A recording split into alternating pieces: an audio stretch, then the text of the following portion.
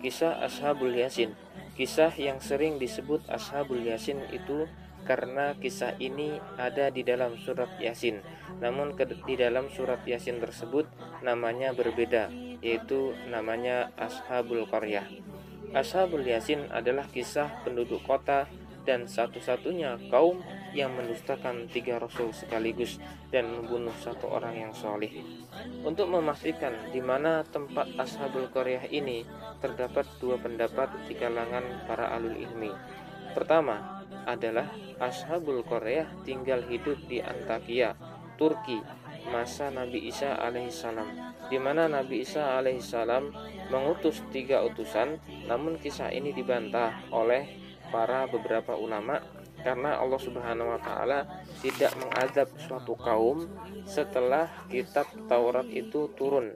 Jadi kisah Ashabul Qaryah ini secara pasti terjadi setelah diutusnya Nabi Musa alaihissalam. Pendapat yang kedua, Ashabul Qaryah adalah penduduk Antakya, namun bukan di Turki. Karena ketika ditelusuri ternyata Ashabul Qaryah ini telah hancur bersama luluh lantaknya tanah-tanah yang mereka tinggali, sehingga tidak ditemukan jejak keberadaan mereka sebagaimana keberadaan Fir'aun dan sebagainya. Inilah hikmah dari Allah Subhanahu wa taala. Mengapa Allah Subhanahu wa taala menyembunyikan keberadaan Ashabul Qaryah, Ashabul Yasin?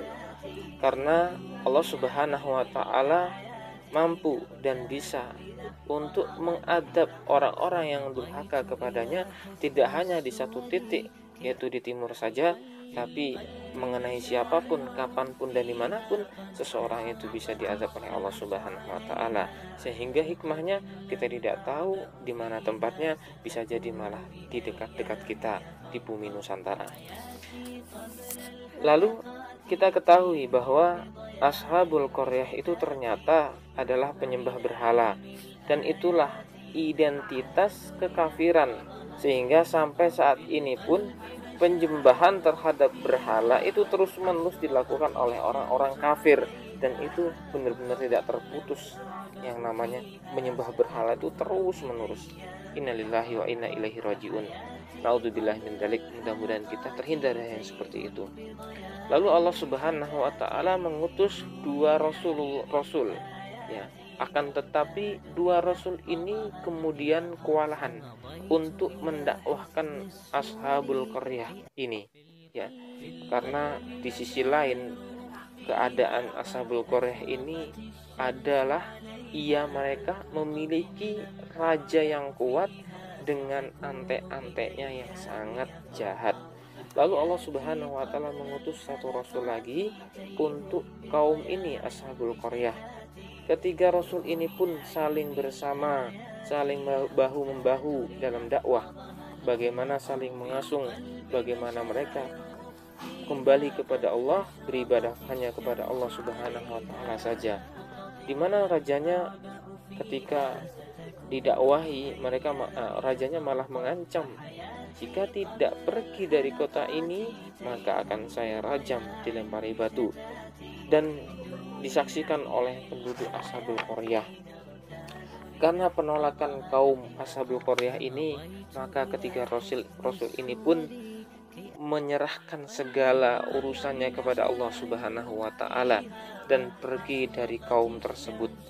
Lalu datanglah 1 orang yang bernama Habib An-Najjar. Ia adalah ahli ibadah, dia adalah orang yang soleh, yang mengajak kaum Yasin tadi untuk ikut dengan 3 rasul tersebut. Maka tatkala itu rakyat pun geram, rakyat pun marah, sehingga beliau dirajam oleh rakyat dan rajanya, dan beliau ditimpuki oleh batu hingga beliau wafat.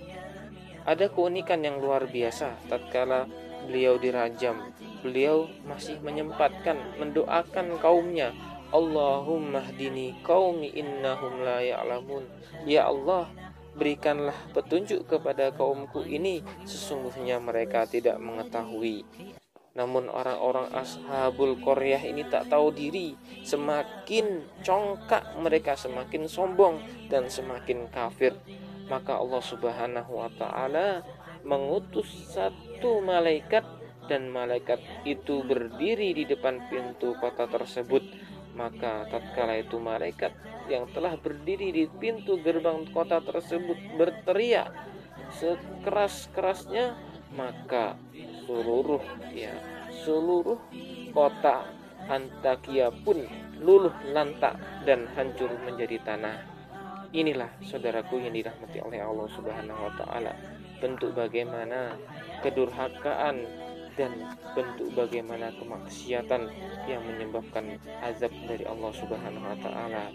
Untuk bagaimana kita mengambil ibrah, mengambil hikmah agar kita tidak terjadi seperti itu di dalam kehidupan kita, maka kita kembali mempelajari sirah-sirah dan kita ambil hikmahnya bahwa kita harus menjadi orang yang taat kepada Allah Subhanahu wa taala.